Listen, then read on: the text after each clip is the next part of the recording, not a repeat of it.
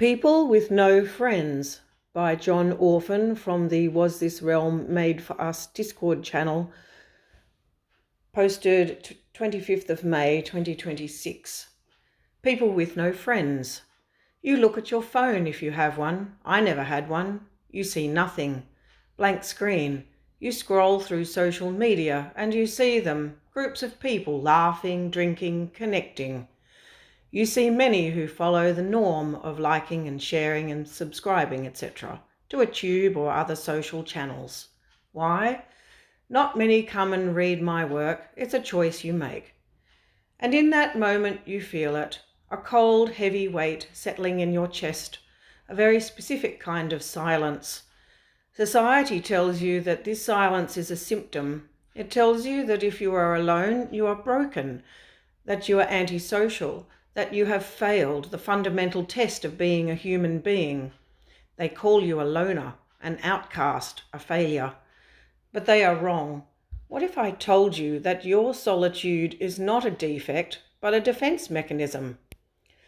What if the reason you have few or no friends isn't because you can't connect, but because your psychology is wired to reject the artificial? There is a concept in evolutionary psychology called the apex paradox. It states that as an organism becomes more specialized, more efficient, and more dangerous, its circle naturally shrinks. The sheep herds, the lion prides, but the tiger walks alone. If you are reading this, you have likely felt out of place your entire life. You have tried to fit in. You have tried to wear the mask, but it never fits right. It always slides off. You are here because you suspect that there is something fundamentally different about the way your mind processes the world. You are right. Why your circle is small, why your standards are terrifying to average people, and why your solitude is actually your greatest weapon. But be warned, this is not for the fragile. We are going to destroy the victim mentality you've been carrying. We are going to look into the mirror, and you might be scared of what stares back. Most people sleepwalk through their interactions. They listen to words. I love you. I support you. We're friends. They take these words at face value because it is comfortable. It is easy. You don't. You can't. If you have no friends, it is likely because you suffer from or are gifted with hyperacute pattern recognition. Your brain does not listen to what people say. It analyzes what they do. It tracks micro-expressions, tonal shifts, and timing delays.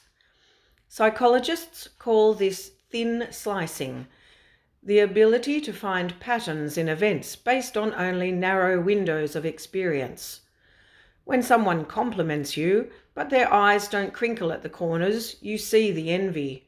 When someone agrees with you, but their voice pitch rises slightly, you hear the deception. You see the shadow lurking behind the mask. For the average person, a social gathering is a fun exchange of energy. For you, it is deafening, chaotic stream of data. You are watching people pretend. You are watching them suppress their true nature just to fit into the social hierarchy. And because you see the performance, you cannot participate in it. It feels like acting in a play where everyone knows the lines but you. Or worse, you know the lines but you refuse to say them because they are lies. This makes you dangerous to be around. People who live in denial hate those who see the truth. When you are in a group, you often stay silent, not because you are shy, but because you are observing and people feel your observation. It makes them uneasy. They sense that you see right through their persona. They will call you intense. They will call you hard to read. What they really mean is you are a mirror and I don't like my reflection. If you have lost friends, ask yourself, did you lose them or did you expose them? Did they leave you because you were toxic, or did they flee because you were the only one who didn't buy their act? Your solitude is the price you pay for your clarity. You have an allergic reaction to fake behavior. While others can swallow the poison of inauthenticity and smile, your system rejects it immediately. You aren't lonely, you are just incapable of being lied to. Let's go darker. There is a trait that is often diagnosed as oppositional defiant disorder in children, but in adults, if channeled correctly, it is the trait of the genius. It is the refusal to submit to arbitrary authority. Most friendship circles are not democracies. They are tyrannies. They are micro-cults. They have unwritten rules. We hate this person, so you must hate them too. We believe this political view, so you must believe it too. We are going out tonight, so you must come too. This is the herd instinct, the biological urge to conform, to stay safe. The Asch conformity experiments proved that 75% of people will agree with an obvious lie just to fit in with the group. If the group says the short line is the long line, the individual will agree. You are in the 25%. You are the glitch in the matrix. When a social circle demands your compliance, your brain triggers a threat response. You don't feel safe in the herd. You feel suffocated. You have a high degree of autonomy. You cannot respect a person just because they are popular. You cannot agree with an idea just because it is trending. You require logic. You require proof. This makes you a bad friend to narcissists. Narcissists collect friends like accessories. They want an entourage of members who nod and clap. You don't nod. You ask why. And why is the most dangerous word you can speak to a fragile ego. Because you cannot be controlled, you are often cast out. Groups will label you difficult or arrogant. They will try to exile you, to break you, but in fact, I will exile myself. They hope that the pain of loneliness will force you to come crawling back, ready to obey. But this is where you confuse them. You don't crawl back, you thrive. You use the exile to build. This trait, this inability to be a sheep, is why you are alone. But it is also why you are free. While they are trapped in a web of social obligations, debt, and lies, you are walking your own path, whatever that means. You have an intolerance for social entropy. There is a law in physics called entropy. It states that systems tend toward disorder, towards randomness, toward noise. Most social interaction is noise. How about this weather? Did you see that game? If you have few friends, it is because you possess a rare trait known as a high need for cognition. This isn't just about being smart. It could be biological or machine-driven. Research in personality psychology shows that individuals with high openness and high intellect physically suffer when forced to engage in shallow interaction. It drains your dopamine. It spikes your cortisol. Small talk to you is not polite. It is theft.